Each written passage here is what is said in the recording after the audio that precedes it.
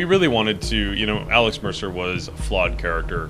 We really wanted to, not everybody could embrace his motivations, not everybody could, decide if he was good or bad. And we just really wanted to put that debate to bed, and we really wanted to create a new character that people could emotionally connect with.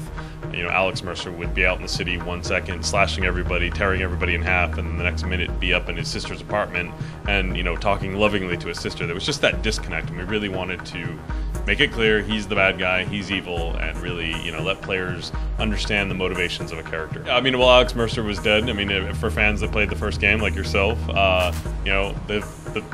Alex Mercer is the virus, right? Like, Alex was already dead. It's the virus in Alex's skin. So while fans and people who love the game obviously associate that that's Alex was already dead.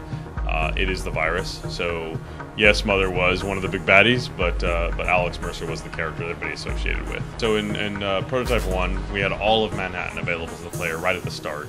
That was good and bad. I mean, it meant there was immense freedom for the player, but it also meant that there was nothing really to tease players of what else was to come.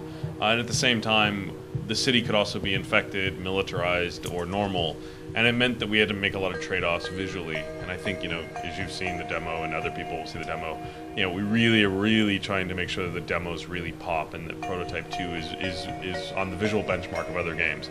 So by separating New York into New York 0 and making 3 distinct zones, we not only can tease the player with what else is to come and really drive the player through the story narrative, so there's something else they're interested to see, so they really want to get to the red zone, they really want to get to that final battle, but also visually it allows us to really take the visuals and make each zone look and feel unique, and that's really important. Prototype, one of the challenges that we really wanted to address, Prototype was a very good game, it was a fun game, but it was a fun game to an audience that could play it, and that audience had to be a pretty good gamer.